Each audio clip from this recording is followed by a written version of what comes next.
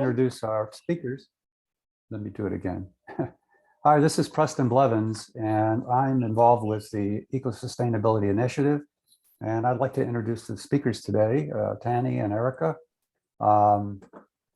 They both have quite impressive backgrounds, and what I'd like to do is just go over each one's background. And by the way, Erica is backing up Tanny today. In several weeks, we'll have scope 3 of the GHG protocol, and Tanny will back up Erica. So starting with Tanny's background, he's a senior program officer. That's something you can see from the slide. He has over 8 years of experience in mitigation and adaptation work. He's got a lot of expertise in carbon offsets, and we know right now that's kind of controversial. So Article 6 of the Paris Agreement, I must admit, I should have looked that up, but I do know about GHG verification. That's another specialization. And he's worked a lot with electric companies, which means, I guess, on a scope 1 basis, and GH emissions for battery energy storage systems, which is very interesting.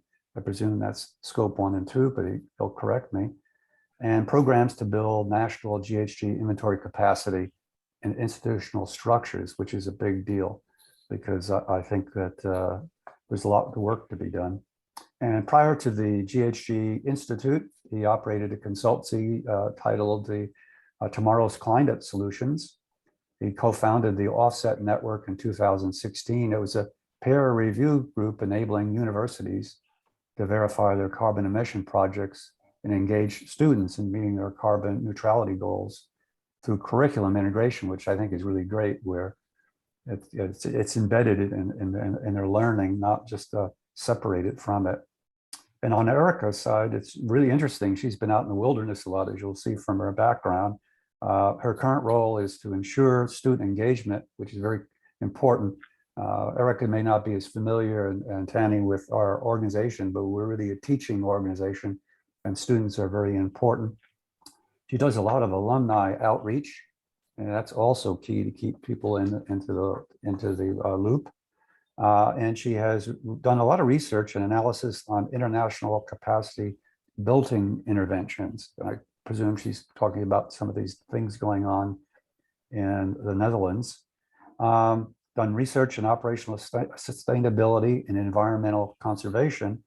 And then she's also had a lot of experience down there in the wilderness, working on things like the Conservation Corps in the Southwest US, very remote locations, building trails for people to enjoy, and worrying about the hydrology and the anthropogenic impacts, keeping those at bay. And her background educationally is a Bachelor of Science in Anthropology and Sustainable Development from Appalachian State University. And again, part of this in the wilderness grassroots education that she has gotten and work she's done is with the Energy Corps. And she did some real fine work with the Missoula County Sustainability Assessment, which they use today as a guiding document in all their planning and execution.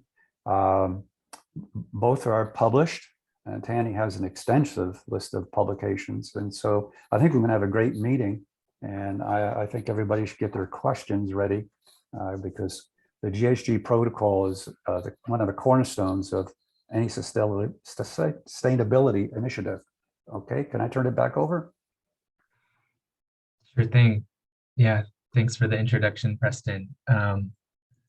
As I am, oh, Preston, I think you need to stop sharing so that I can. I'm trying to stop sharing. I'm trying to get to come down here. No worries. Okay. And just for those that are interested, the Article 6 of the Paris Agreement, so that's the article that relates to carbon markets and carbon offsets. So just to fill in there where Preston left a little bit of a teaser. And yeah, thanks for the great introductions. I think we're excited to present to you. And I think personally, I'm pretty interested to hear your supply chain perspectives on some of these topics that we present, because supply chains, you know, we think about them from a greenhouse gas emissions perspective, kind of tracing them out and identifying where emissions may occur along a supply chain, but that's sort of the extent of my experience with supply chains. So if you have insights, and I'll just invite you to, are you seeing the slides, just the Yes. slides, right? Yeah. Okay, Yes. great. I invite you to, speak up, chime in if you have questions. You can drop your questions into the chat. The slides that I've got should be about 40 to 45 minutes long, so I think should have plenty of time for Q&A at the end. And if you want to ask a question as the topic is presented, feel free to interject with a question. So without further ado, I will kick us off, looking at an overview of corporate greenhouse gas accounting, focusing on scopes 1 and 2. And I can kind of gloss over this, as Preston already gave me a great introduction. So I'm very happy not to have to recount my experience. And then in terms of an introduction to the Greenhouse Gas Management Institute, so we are a nonprofit that conducts research. We provide technical capacity building assistance to governments around the world. And we have supported the Society of Greenhouse Gas Professionals for nearly 20 years. GHGMI has been featured around the world as a leader in online education for carbon management. We develop technically rigorous curriculum that are available online 24/7. All you need is an internet connection. We have those courses available in multiple languages, and we're hoping to expand the number of languages that we present our courses in. And completing the courses will get you a certificate and a diploma that are globally recognized. And the UNFCCC is one of our primary educational partners. So we have broad acceptance and recognition relating to our work. And all of this is sort of in furthering our primary mission to address climate change, essentially by building and supporting the global community of experts who have, excellent technical abilities, highest standards of professional practice to measure and track greenhouse gases, and by building that technical base, that profession, and integrate, this knowledge within all professions, be able to better mitigate greenhouse gas emissions and address climate change. All right, so through these 5 short lessons, we'll explore some of the foundational terms and the rationale for conducting greenhouse gas accounting. And then we'll touch on some of the more decisive decisions that an inventory compiler would make in developing a greenhouse gas inventory. So we'll touch on the organizational and operational boundaries, which are quite key distinctions in this process. And then we'll zoom in on scope 1 and 2, what those terms mean and what are common sources of emissions within scope 1 and 2. But with any discussion around climate change, I think it's important to step back and just realize the scale that we're talking about. So greenhouse gases are heat trapping gases. They cause global warming that impacts wherever they're emitted around the world. It impacts the world's climate equally. So it doesn't matter where emissions occur or where emission reductions occur. They're all sort of having this cumulative effect that at present, because we're emitting more than we're reducing, is causing climate change. The blue ball on the planet on the left there represents the amount of water on the planet. And that like white gray ball on the right, that's the size of the atmosphere. Now, within that ball on the right representing the atmosphere, just let me get this right. The amount of CO2 in the atmosphere is 0.000415% of the total volume of the atmosphere, 415 parts per million. And that reading is as of January 2021. So carbon dioxide is the greenhouse gas responsible for about 75% of global warming. And we're talking about this really small fraction of the atmosphere that is increasing the warming capacity and causing global warming. And just for reference, the pre-industrial levels of CO2, so this is what we would think of as like, if we could return to like a more stable climate, the parts per million of that pre-industrial CO2 levels would be about 275 parts per million. So it's about 40 parts per million CO2 change in the atmosphere, but that's causing the significant changes that we're witnessing and the impacts of climate change. And one of the tools that we have for addressing climate change, I think to address a problem, you need to know really what that problem is. You need some data to be able to track it. So through greenhouse gas accounting, we can quantify and organize information about greenhouse gas emissions using common standards and protocols and attributing emissions correctly to whether, to different levels of responsibility, whether that's this facility is responsible for these emissions, this company is responsible for X amount of emissions, this nation is responsible for this amount of emissions, or any other entity that you want to kind of draw the boundary lines around. And I mentioned carbon dioxide is the most significant contributor to global warming, but there are these are the 7 most common greenhouse gases. And you can see also on this chart here, this table, that the global warming potentials are presented for each of these greenhouse gases. So carbon dioxide is the unit that all other gases are evaluated against. So methane would be 28 times more powerful as a warming, global warming agent, gas than, sorry, did I say, methane is 28 times stronger than carbon dioxide. So 1 ton of methane is equivalent to 28 tons of carbon dioxide in terms of their potential to warm the atmosphere and cause climate change. Methane and nitrous oxide are the 2 most common greenhouse gases aside from carbon dioxide, and the 3 together are typically required to be reported through voluntary reporting programs. The other gases listed here are generally produced through industrial processes as byproducts of those industrial processes. And one other thing to mention about global warming potentials, so these are the products of all scientific literature, and the progress of that scientific literature over time.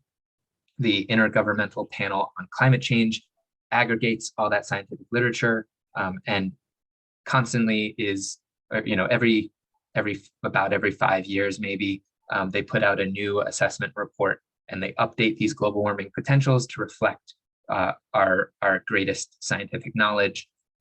So these results are from assessment report number 5, and actually there was just in 2021, assessment report 6 came out. So sometimes organizations lag behind in which global warming potentials they use. So we could even show you the AR6 results, but they're largely consistent with these values here. So that's a brief overview of what is greenhouse gas accounting, and then to quickly walk through how we'll account for greenhouse gas emissions. We're gonna first touch on there are different ways to account for greenhouse gas emissions, and these are the different accounting frameworks. So we're not going to be focusing on these 2 presented on the slide, but I will just give you the lay of the land, so to speak. Project level accounting is the type of greenhouse gas accounting that is measuring the change in emissions caused by a specific intervention or action or a project. So when you talk about carbon offsets, project level accounting is the framework that is used to evaluate the change that a project has to reduce emissions and generate carbon credits. Facility level accounting is a framework most relevant typically to like a regulatory context where specific facilities that produce above thresholds of emissions on an annual basis have to report how many emissions are coming from specific facilities. But we're not going to be focusing on either of those frameworks today. We're going to be looking at corporate greenhouse gas accounting, which is also sometimes called organizational greenhouse gas accounting or entity level greenhouse gas inventorying. Those are all synonyms for this corporate greenhouse gas accounting framework. And the outcome of corporate greenhouse gas inventorying is a quantified list of an entity's direct and indirect greenhouse gas sources and their emissions, typically presented on an annual basis. So this framework tracks the emissions of an entire organization over time, and it tracks the absolute emissions with essentially this is like the attribution of the emissions to the responsible entities. And this framework is very useful for determining overall GHG emissions of an entity, and it can be used to help identify reduction opportunities. If large sources of emissions appear in inventory, you might target those for possible emission reductions. One note here about, a lot of companies use report or purchase carbon offsets and report those alongside their greenhouse gas emission inventories. The key thing here to make sure a company is not doing is through the use of offsets, the greenhouse gas inventory should never be changed or adjusted. Your inventory represents the emissions that are occurring from your operations. And then separate from that, you can say, and we've purchased this amount of carbon offsets, and now we're carbon neutral, something like that. But you should never adjust the inventory itself. That is the accurate representation of how many emissions are entering the atmosphere. When we look at corporate greenhouse gas inventorying, there are some accounting and reporting standards and programs to support those standards. So the WRI, WBCSD, and that stands for the World Resource Institute and the World Business Council on Sustainable Development. In 2005, they developed the GHG protocol reporting standards. And the one that we're mostly going to focus on is the corporate standard, but there is also value chain standard and scope 2 guidance that would potentially also be relevant to the topic of organizational greenhouse gas accounting. These are quite foundational documents, as Preston mentioned, within this space. And then within the US, a program that is pretty widely used as well is the Climate Registry, and their standard is the General Reporting Protocol.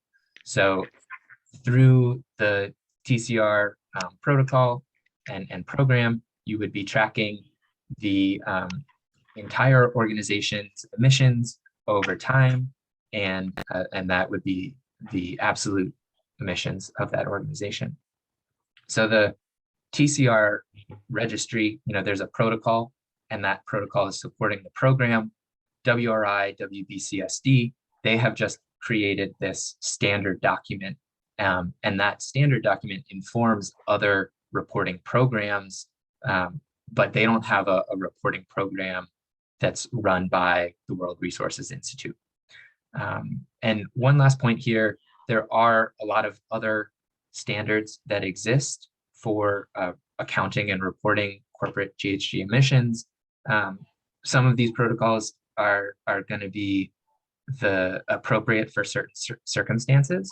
It's really going to depend on what your goals are in conducting a greenhouse gas inventory, and you want to make sure that your goals and the rationale behind performing this work is aligned with the standard that you're applying. Again, in general, the GHG protocol is really foundational and broadly used in this space. Handful of examples of voluntary reporting programs that exist that companies may choose to report to. I mentioned the Climate Registry, so their program is called the Carbon Footprint Registry. There is CDP, there is the EPA's Center for Corporate Climate Leadership, there's the Science Based Targets Initiative, the Global Reporting Initiative, and then Ceres has two networks, the investor and company networks, that also are reporting programs. And when you're using the GHG protocol to report emissions, as I said, that standard, the GHG protocol standard, is used by many of those reporting programs that I mentioned on that last slide to inform the requirements that they set for being a part of that program and reporting emissions in line with, for instance, the Climate Registry's Carbon Footprint Registry. So these are sort of consistent requirements across the board. You need to report transparently, and so that means providing the sources, the greenhouse gases, and the scopes separately, not in aggregated format. You need to describe the methodologies and the data that's been used, and any recalculations within the time series need to be explained. The use of common metrics, so the use of tons is consistently the unit of measure, and that's metric tons. And then you convert the quantity of each type of greenhouse gas to tons of carbon dioxide equivalent. That's what CO2e means. And that's where the global warming potentials come into play. So as an organization reporting through one of these programs, you may have emissions of methane, you may have emissions of carbon dioxide. You would need to convert your methane emissions by multiplying them by the global warming potential of 28 into a CO2e value. So if you had 1 ton of methane that you needed to report, you would multiply that by 28, the global warming potential, and you would report 28 tons of carbon dioxide equivalent through your greenhouse gas inventory. That would be the contribution from methane. All right, now we're going to look at what I mentioned was one of the key steps here, key decision points. So put on your hat as a greenhouse gas inventory compiler. You are evaluating your company for greenhouse gas emissions, and this stage is where the boundaries of your inventory are determined. This is going to be based on the organization's characteristics, the intended purpose of the information, and the needs of the users. So all of these sort of forces or influences from outside your role as the inventory compiler are going to inform how you approach taking on this task. But ultimately, you are the one as the inventory compiler who's making choices of what to include within the boundaries and what to exclude from those boundaries, and therefore not include in the greenhouse gas inventory. And this is these 7 steps represent the process for developing a greenhouse gas inventory. It is a cycle. So after step 7, you would then start again with step 1. It's iterative, so you're trying to improve over time, increase accuracy, improve the amount of data that you're incorporating, and make it a simpler and faster process the next time round. Today, we're just going to focus on really steps 1 and 2, where we are defining the reporting boundary and the time frame. So this is the organizational boundary. And step 2, where we identify the specific greenhouse gas sources and sinks to present within the entity's boundary. So this is like the operational boundary. The next steps I will just touch on briefly, but after you've defined the boundary, then you locate estimation methodologies for those specific greenhouse gas sources. And collect data from those sources and calculate those the emissions from those sources, perform quality assurance and control, and potentially have a third party perform verification of your quantification exercises. And then you can report the emissions. And the final step, prepare for that next cycle. So looking at the first step here is where we draw the entity or company's organizational boundary. The more complex a corporate structure, the more important organizational boundaries become. The organizational boundaries determine which parts of a company are to be included in the inventory. And it's key to be transparent and justify and explain the organizational boundary decisions that you make as an inventory compiler. The activities that cause greenhouse gas emissions are consolidated and assigned as the company's responsibility within the boundaries, or they're excluded from the organization's responsibility and therefore excluded or pushed outside the organizational boundaries. Different consolidation approaches, different ways of defining what constitutes the company or the entity that you're evaluating are going to result in different emission totals. So these consolidation approaches are you can either choose the equity share or the control consolidation approach. So you're either determining what's included in the inventory, what is a part of the company based on the equity share that the company has in the various components, subsidiaries of the company, or based upon whether the company has operational control of these different components of the company. And the determination of the consolidation approach, again, needs to be informed by what you're trying to track, what you're hoping to understand and achieve through this exercise. Some greenhouse gas reporting programs are going to specify a specific consolidation approach that you need to use, or they might say you have to use both and then report the larger value of emissions. And yeah, it's just important as the compiler to make sure you're presenting your rationale for these decisions. So using the principle of transparency, you want to make sure your rationale is thoroughly explained and documented and maybe supported by evidence as well. So that's the organizational boundaries. And then the operational boundaries, this is where you identify the GHG emitting sources and activities. So following the mapping essentially of, okay, here are all the components that constitute this company. That's what we did with the organizational boundaries. In the operational boundaries, we're saying, all right, within that those boundary lines, these components of a company that we are determining are significant to that company, where are the emission sources within those boundaries? So first, you need to identify those emission sources. Then you classify those emission sources as either direct or indirect. And I will get into the distinction there momentarily.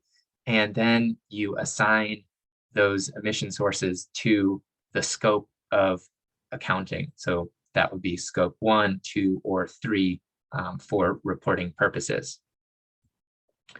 All right, so I just mentioned the scopes. Here is a description of those 3 scopes. So scope 1 represents the emissions from all owned and operated emissions that are occurring within the organizational boundaries. Think about like a gas-fired boiler that is on site on the company's grounds, or the vehicles that a company owns that are combusting fossil fuel. Anything owned by the company that directly produces emissions, that's scope 1.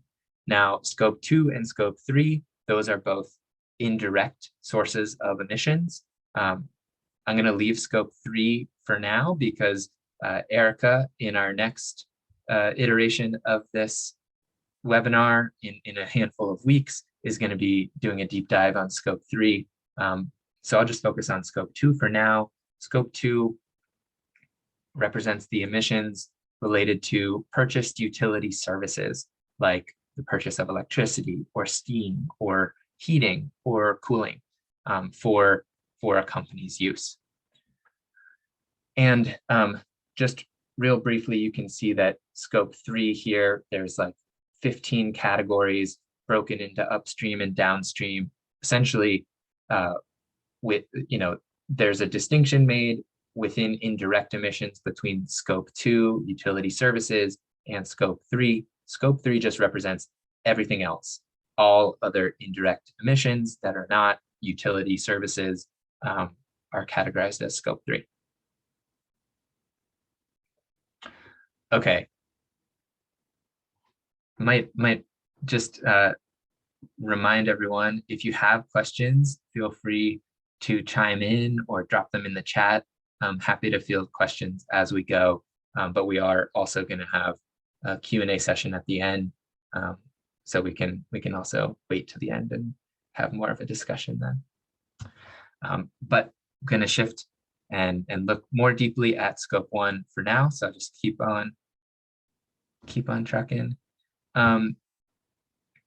So scope 1 emissions are those emissions that are directly emitted to the atmosphere by sources a company owns or controls.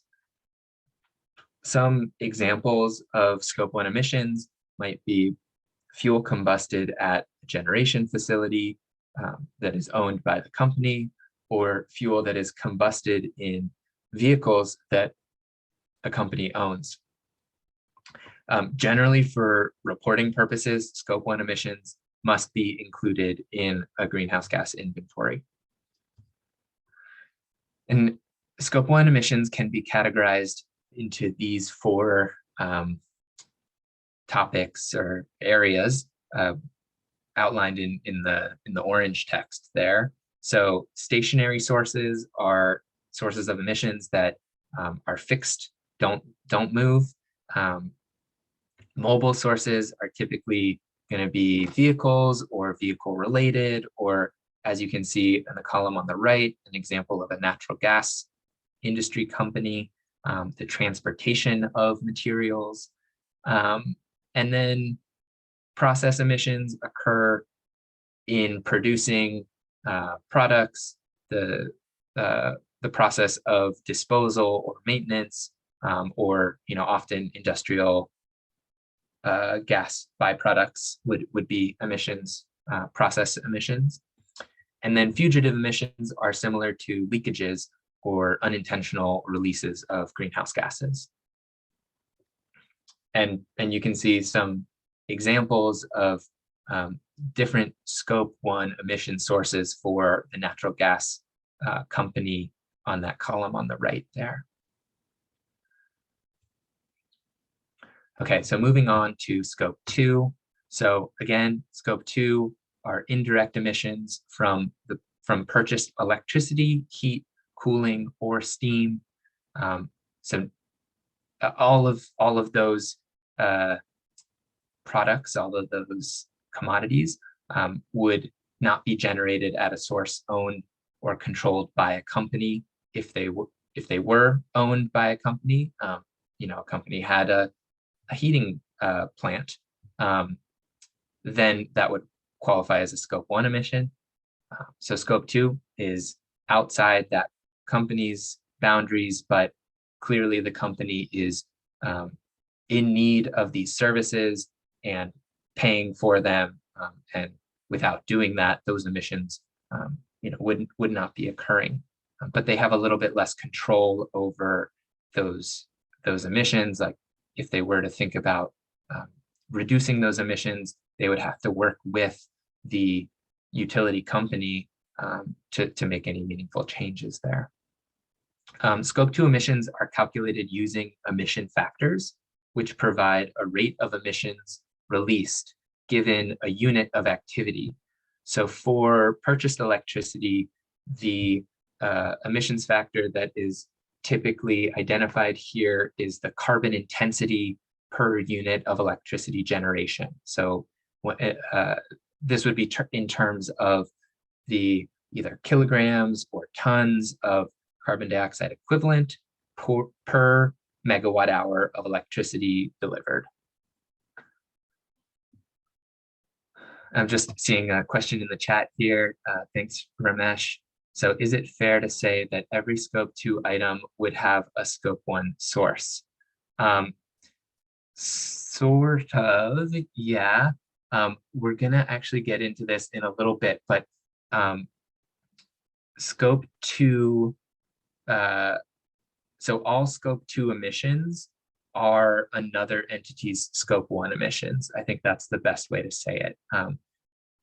Any consumer of electricity that is purchasing that electricity from a utility, they're accounting for those emissions in their scope 2, but that utility that is combusting the fuel to generate the electricity, they would also be accounting for those same emissions within their scope 1. Okay, and when we talk about scope 2, one of the key concepts that comes up is the use of RECs.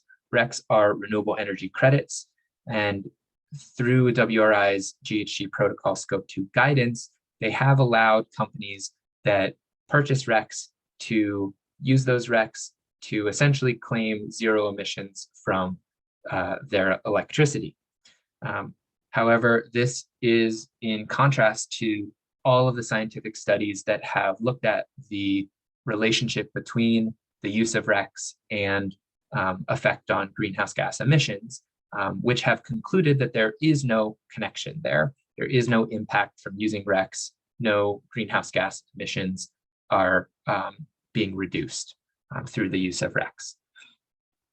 So this is an area that GHGMI has been conducting research for a while, has organized a large proportion of the greenhouse gas accounting and management professionals to sign an open letter to WRI in 2013, arguing that the use of RECs is not doesn't have a sound environmental integrity and doesn't have a sound basis for allowing users to make these claims that their electricity usage is not actually producing emissions, because the use of RECs doesn't change the fact that companies that have purchased RECs are still receiving electricity from their local utility. That utility is burning, a mixture of fuels or producing electricity from a mixture of sources, some of which are producing emissions. Now, when they use RECs, they claim that they're not producing any emissions through their electricity usage, but that's not actually true. So anyway, this is a much longer conversation. We are seeing some promising movement in this space. WRI is hiring someone to reevaluate their scope 2 guidance. And this has come after many years of highlighting the same points, making these arguments again, building more scientific research to show that the use of RECs doesn't have any climate impact. So the bottom line for now, until that scope 2 guidance is, reflects the scientific consensus here, is that RECs are not a tool to negate scope 2 emissions or make changes to greenhouse gas inventories. The difference between RECs and carbon offsets.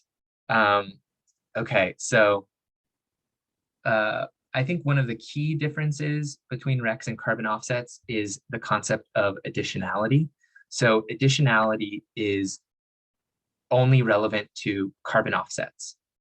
Carbon offsets, for a project to be additional, it has to prove that it wouldn't have occurred without the market incentive provided by the carbon offset marketplace. So if that market incentive is what is kind of tipping the scales to enable a carbon offset project to be implemented, then that project represents and is determined to be additional. This is key because if that incentive is not causing that project to happen, the incentive is not what's causing the emission reductions to happen, meaning that those emission reductions would have occurred otherwise. And whether or not there's, the ability to sell and generate carbon credits wouldn't impact the levels of greenhouse gases in the atmosphere. So that's what's sort of most critical about carbon offset projects. But RECs don't have to perform that analysis, don't have to evaluate, are they actually making a change in greenhouse gas emissions or not? RECs simply generate, one REC generates from 1 megawatt hour of renewable energy production. That's how a REC is produced. And then that REC is, mistakenly or erroneously applied to scope 2 emissions to claim zero emissions electricity. So I think that's what I've got for the distinction between RECs and offsets. So this maybe gets a little bit towards your first question, Ramesh. Double counting occurs within the framing of operational greenhouse gas accounting. Within that framework, when two or more entities reporting entities claim ownership of the same emissions or potentially emission reductions. And some structures ensure that the same emissions will never be reported twice under, the scope structures ensure that the same emissions will never be reported twice under the same scope. The exception here is scope 3. Two entities may report the same emissions within their scope 3. So we'll just set scope 3 aside for now, but within scope 1 and 2, there might be some double counting of the same emissions, but it's not going to show up in the same scope of any two entities. And that's sort of how the greenhouse gas protocol structures greenhouse gas accounting so that the nature of having shared responsibility for the emissions that result from the production of electricity can be reflected in the greenhouse gas inventories of the two entities. So I'll talk through an example that provides a little more clarity here. The producer of electricity is burning a fuel, producing electricity. Those emissions fall into their scope 1. They are directly producing the emissions, but the entity that is also responsible for those emissions, the consumer of that electricity, is registering the same quantity of emissions within their scope 2. So the same emissions are showing up in these two entities' inventories, but they're in different scopes. And that's the way that the GHG protocol addresses this, what could be seen as an issue of double counting, but reflects the nature that these emissions are, in fact, shared, have shared responsibility between these two entities. Okay, so now I've got a little bit of an exercise. I would invite you to get a notepad or prepare to jot down some answers here. We are going to consider how the following actions by a company might influence its scope 1 or scope 2 emissions. And it could influence both, and it might also not influence either. And in answering, you should identify whether scope 1 emissions go up or down, and whether scope 2 emissions go up or down. And just leave it blank if there's no impact on scope 1 or scope 2. So we're going to go one by one, and I'll read through the action and then I'll present the answer. So the first action that this company is taking is they install a new coal-based thermal power plant. So how is that going to impact their scope 1 and scope 2 emissions? A new coal-based thermal power plant that the company owns.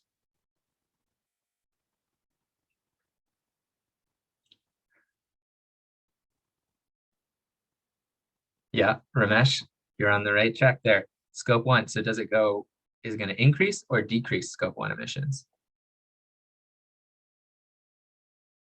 All right, I'm going to reveal the answer now. Yes, increase scope 1 emissions. Correct. All right, so the next action that the company takes is they replace a gas-powered vehicle fleet with electric vehicles that charge on site.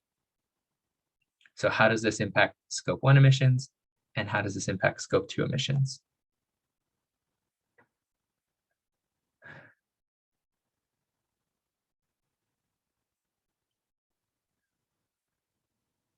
Couple more seconds.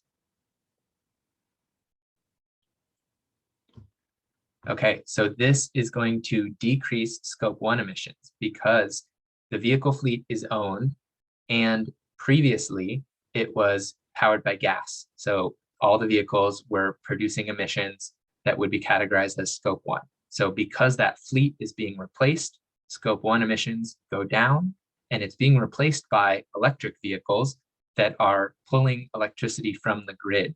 So that's additional electricity that is being used, and therefore that increases scope 2 emissions because more electricity is sending the signal to the utility that they need to burn more fuel to create that additional electricity.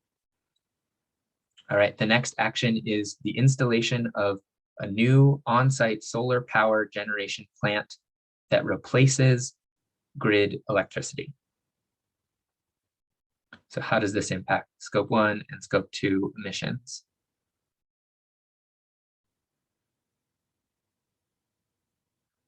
All right, I'm going to reveal the answer.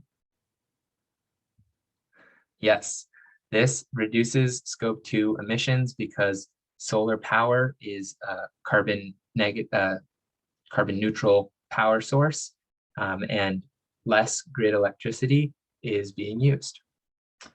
All right, so I'll move quickly through the last two here. When the action is taken to switch electricity suppliers from a natural gas supplier to a coal supplier, how does this impact emissions? It's going to increase scope 2 emissions because coal is a more carbon intensive form of fuel than natural gas. And then the final one, it's a little bit of a trick question. So the purchase of carbon offsets to claim net zero emissions, that action by the company should not impact scope 1 or scope 2 at all, because the emissions are what they are, and that's what should be presented in the inventory. Carbon offsets can be presented side by side, but they're separate. All right, so we have touched briefly on the first two steps in this process. I invite you to continue learning about organizational greenhouse gas accounting through some of the courses that we offer at GHGMI. So if you wanted to learn more about organizational GHG accounting, course 201 would be a great introduction, dives much deeper into these topics, provides the foundational understanding you need to conduct this work. We also have course 202 if you're more interested in carbon offsets and project level accounting. That's the introductory course for those subjects. 204 and 501 look at different levels of greenhouse gas accounting. So subnational greenhouse gas accounting, how do you approach building an inventory for a city or a region or a state? And then 501 is the national level of greenhouse gas accounting. Yeah, I'll be happy to share the slides after this to pass them along in a PDF, I believe. I also invite everyone here to join as a member of the Greenhouse Gas Management Institute. It's free to join, and it'll give you access to a lot of technical expertise through our Greenhouse Gas Experts Forum. You can pose questions, you can find resources. We post jobs every now and then, and we invite you to, if you hear of a job that might be relevant to some of our alumni in the greenhouse gas accounting space, please post those jobs. One final resource that I want to mention is offsetguide.org. So this is a resource that we had a hand in developing. It's publicly available, and we provide resources relating to carbon offsets, sort of explainers, how to determine whether a project might be high quality or low quality. And then similar for renewable energy credits, diving a little more deeply into the literature that exists and appropriate and inappropriate uses of RECs. All right, so Tanny, can I just please. Preston has his hand up. I didn't know if you wanted to address, if you had a question. Oh, thank you. Yeah, I'm gonna, I think, well, Yeah. I'll leave the slide here, but let's do questions. Okay, I actually the name is wrong. My son has been messing with my computer again, but all these courses, I believe, are distance learning courses. They're self-paced. Is that correct? So it's not just a course that's live when they have to travel to the site, meaning people can actually buy the course and participate at their own pace and their own to their own learning needs. Is that correct? Yeah, exactly. So all of our courses are delivered asynchronously. You click through at your own pace. Most of our learners and alumni took courses while they were maintaining full-time jobs, typically mid-career, late career professionals, maybe looking to make a transition or build a new aspect into the work that they currently do, build more expertise, maybe to get a promotion or to take on more responsibilities in other ways. Okay. Thank you. Yeah, and we're available if you have any questions about our courses or just, about like the topics in general. I know I covered a lot of material pretty quickly, so if some of these thoughts are circulating and percolate, and you have a question that pops up tomorrow or next week, that's where the Greenhouse Gas Experts Forum would be really useful. You can drop the question in there, and GSUMI staff or some of our alumni will be able to weigh in and help you answer that question. Tanny, I put my hand up again. I think you'll find I'm a pest, so if I'm hogging space, yell and I'll stop. But I have 5 questions, so I'm not sure that you'll be able to get to all 5. Are you ready? Fire away. Yeah, let's have. Okay. Well, I'm reading an email I sent yesterday. There's a lot of discussions bouncing around on greenwashing, and that statements by some companies that can be misleading. An example, carbon neutral, net zero. Is there an effort by respected organizations or a respected organization to harmonize all the declarations? Or is there any real definition in which one definition and one result is actually status by its priority, meaning that the good that it does? Mm-hmm.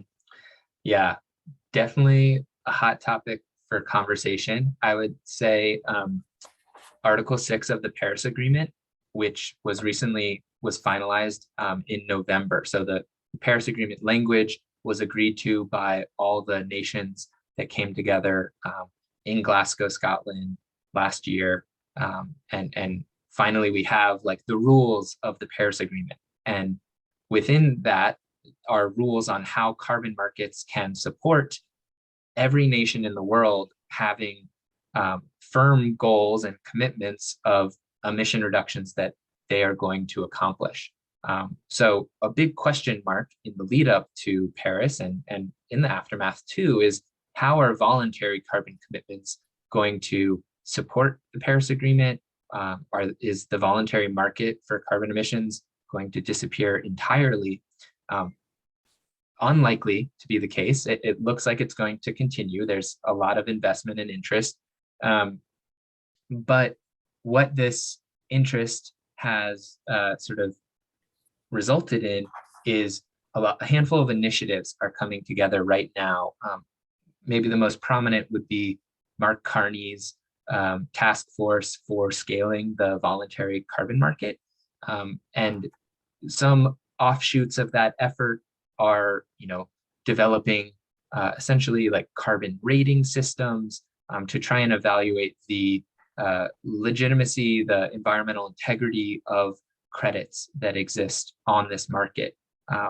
And the underlying goal there is, people need to see carbon markets and carbon offsets as a reliable tool to reduce emissions if they're going to continue to be used to support the Paris Agreement goals. So all that framing to say greenwashing, I think is most relevant when like corporations are trying to make claims of carbon neutrality or this product is carbon neutral.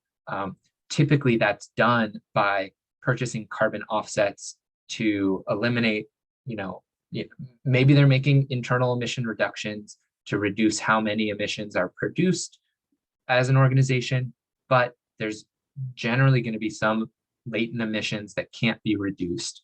They use carbon offsets to eliminate those remaining emissions, and then they make the claim of carbon neutrality or a carbon neutral product.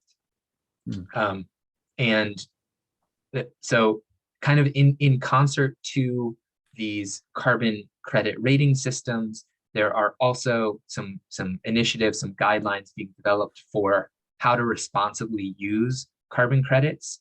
And I can share, I'm just blanking on the name of the organization right now. It's like, oh no, it's the Integrity Council for the Voluntary Carbon Market. All the initiatives have very similar names, so I get a little confused, even like being immersed in this space. I mix them up from time to time, but it's the Integrity Council for the Voluntary Carbon Market.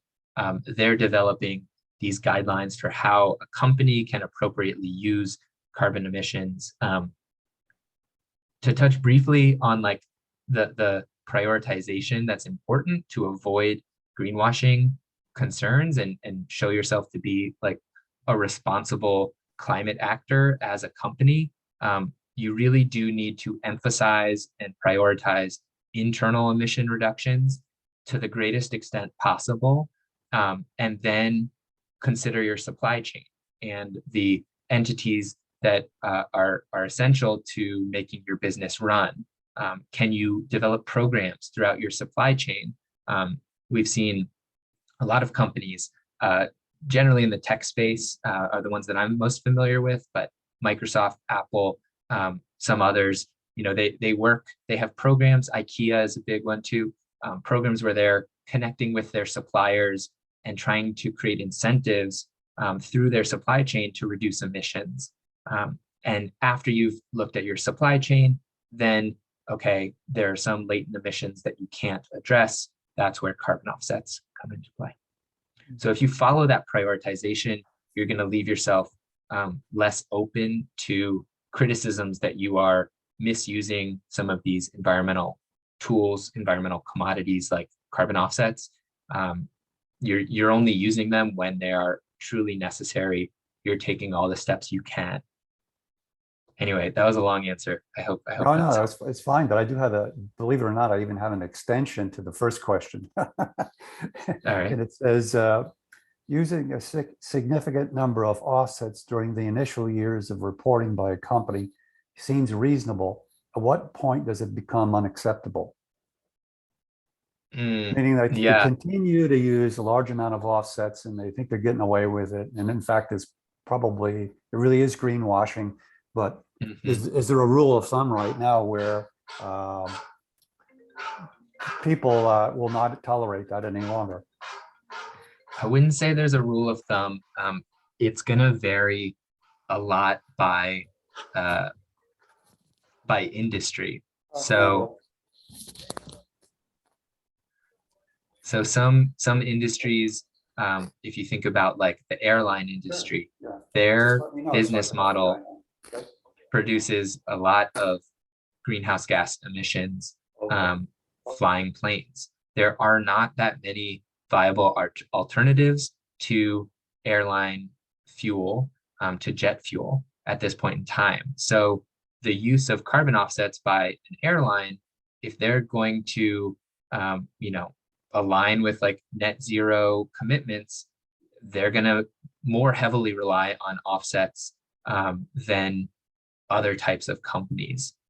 Like a power generating facility, a company would, likely, face more scrutiny if they continued to use coal and natural gas instead of making the switch to renewables and have those renewables be supported by battery energy storage systems to meet grid demand. If they stuck with the older technologies, continued producing emissions, and just relied heavily on offsets, I would imagine they would come under greater scrutiny. Yeah, I have one more question. I apologize about not muting when the phone call came in, but oh, that's okay. And actually, Preston, hold on. I'm just going to stop you because we got another question from Ramesh. Okay, so great. I'll come back to you in just a second. Sure, great. So Ramesh asks in the chat, could this also be a framework for consumers to evaluate the choices that they intend to make in an environmentally conscious way? For example, switching to EVs or changing their energy provider or deciding what companies to invest in.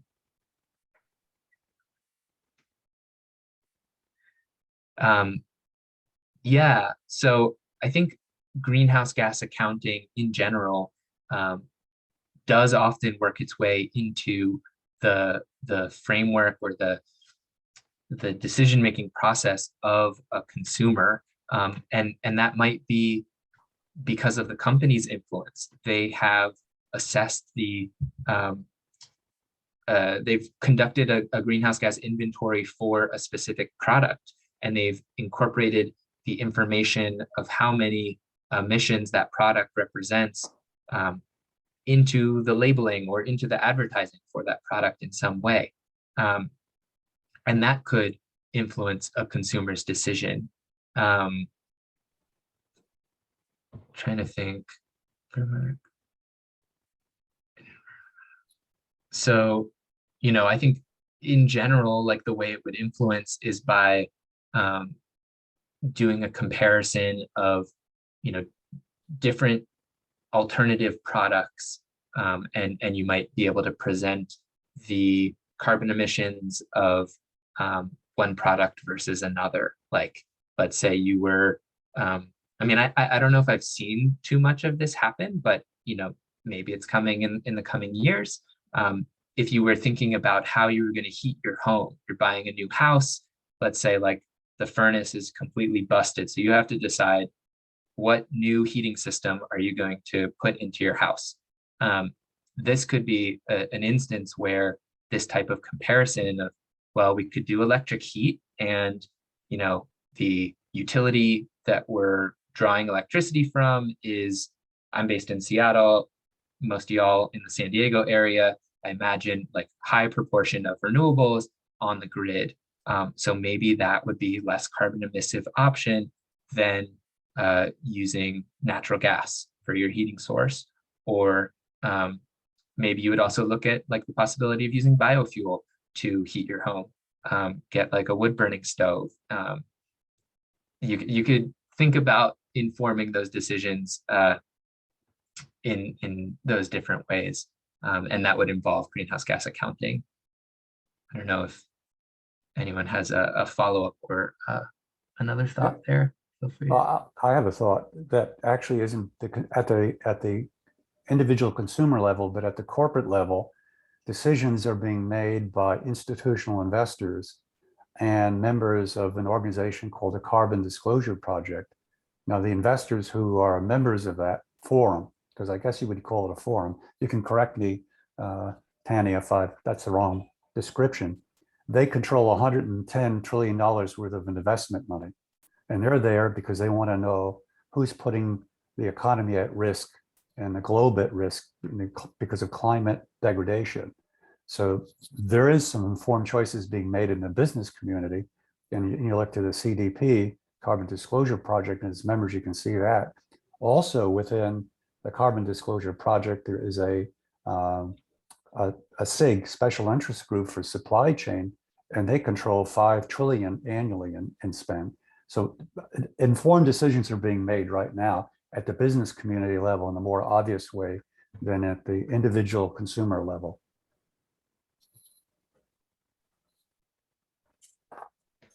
Yeah, that's great to emphasize. Preston, if you have another question, I think you feel free to. Just one more, and then maybe this is too far out there. It said, when you consult with a company on reducing GHG emissions, do you consider the impact on water use? You know, that water use is not a big issue in Seattle, but in the rest of the Western states that aren't, you know, on a coastline, it's a big deal. And apparently, if we want to get water, we have to use a lot of energy because we have to move water a long way. Mm-hmm. Yeah, so GHGMI, we don't do any consulting with specific companies. We don't provide advice, like we don't provide business advice. Okay. But you know, I can put on my tomorrow's climate solutions, my previous consultant hat, to try to, you know, or just give like an academic answer to this question as well. I think greenhouse gas emissions related to water use, consumption, extraction might come up if there's pumping involved.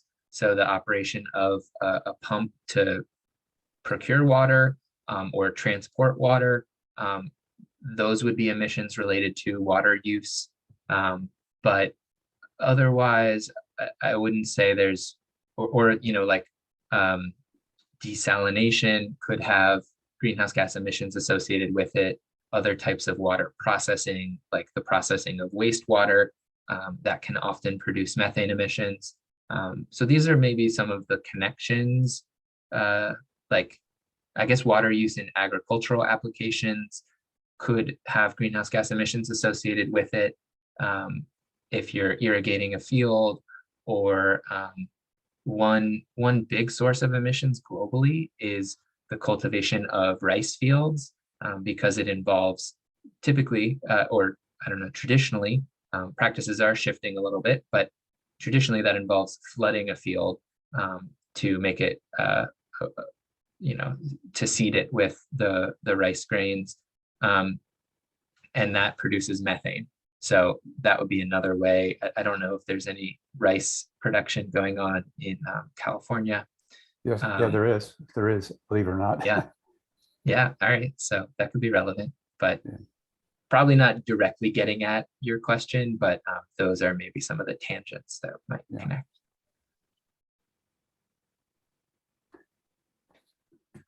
When we get to the end of questions, I'd like just to have a minute, get control for a bit and just go through 1 or 2 slides, if that's Sure, okay. I think we're there. Yeah, I'll stop sharing and pass it back to you. Okay. Let me go here.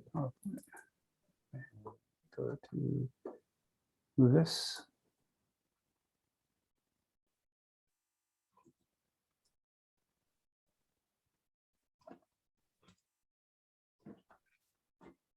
I just thought I'd make the point that there is something that is free.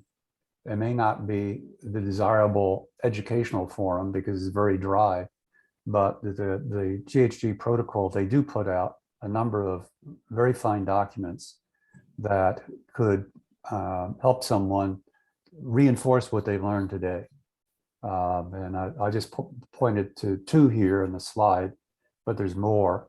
But that most certainly does not trump having interactive education. It's been developed with, you know, a group of people involved, or an individual. This is more for dry reading, and it's kind of an orientation, a fairly detailed orientation. It's not very exciting. So it's not as pleasant as involved in a design course, but I'd like to point that out. And then the second slide I'd like to at least share with you, let me get back to that, is where all this fits to, like today, where this fits in our planning. And there are 3 main pillars, in our view, to having a good eco-sustainability program. That is SCORE, which many people in the audience may have heard of but not know about, which is really a framework to discover things about your supply chain and yourself as a corporation, and also determine how competitive it is. And it's really a lot about discovery, and it looks at risk. And also we felt that the GHG protocol, and I've enumerated the reasons why here, and I could add to them or subtract some. I'm sure this is just a personal view. I haven't had a committee look at this, but the GHG protocol is very compatible with SCORE. Both have a supply chain view, and both are oriented toward understanding where you're at, making discoveries, taking action, and also looking down the supply chain. And they're also very, very geographically focused. They know that a supply chain that's very long, that travels around the globe a few times, is bad news. And then the water footprint network. And I just wanted to show folks who are attending today that this is the core, and there's a whole community of things that swirl around it. Regulatory bodies, forums like CDP, you name it. There's a lot around it, but this is the core in my mind. And maybe as I learn more, I may alter it slightly, but this SCORE takes care of the business side, the protocol, the emission side, and the water footprint network, the water side, and all three are very important. And we haven't brought in ESG yet into this in our discussions, but I just like to point out that today we had our first tipping the toe into the water on the GHG protocol, scopes 1 and 2, and there's a lot to go to after this. And I think the GHG Institute has some really fine courseware from what I could tell. I looked at it. I haven't personally taken them yet, but I looked at the descriptions and the design methodology, and it looks very good. I'd like to point out that everybody should mark their calendars that on June 7th, Erica will be back along with Tanny, and they're going to start to examine scope 3. And that's a big examine because it looks like it really belongs in 2 parts. But next week, we're going to go over SCORE, and we'll have a webinar on that. And it's really an orientation to what it is, because it's a very powerful tool.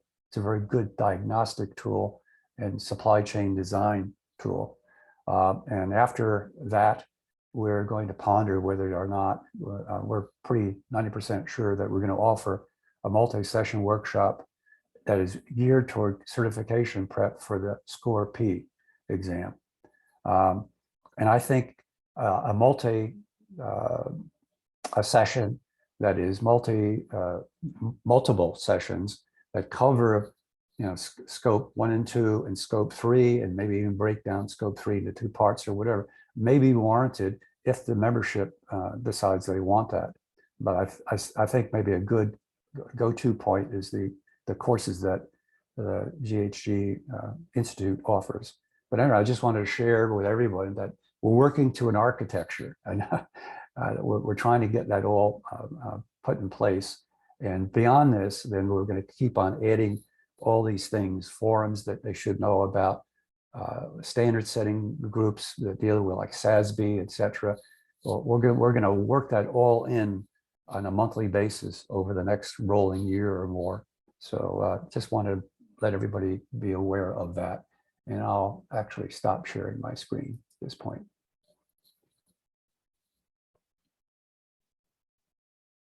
Anybody, Tanny, would you like to wrap it up or what? Are you okay? You finished? All finished. Yeah. Finished? Happy to wrap it up with just a final word that, I got my career started thanks to GHGMI. I'm a GHGMI alumni. So I took 2 of their courses and passed 201 and 401, or sorry, 202, which is the offsets course, and then 401, which focuses on verification. And that enabled me to start my own consulting business, providing advice on those topics. So that there wasn't really other technical training available. I was able to do it while I was working full time as well, so I could build it on top of my other responsibilities. And I would love to see further ways that we could stay engaged, Preston, to keep learning about the journey that y'all are taking part in, to gain skills that will hopefully relate to your supply chain management work, and integrate some of these theories to become climate conscious and improve the supply chains, not just like from an efficiency standpoint, but from carbon emission standpoint as well, to start building some of that information into what's tracked and managed. So anyways, appreciate the time and to speak today. And I look forward to any further questions you might have. Feel free to email. Great. Well, I thank both you and Erica and we're going to see you again in a couple of weeks, several weeks. So I look forward to that. But thank you again for taking the time and helping us all get a better handle on what GHG protocol means and the other choices or things we need to understand and seek out and study. And I look forward to having further discussions with you. So have a pleasant day, and the sun finally came out in Southern California, so life is good. Thank you, Preston. Thank you.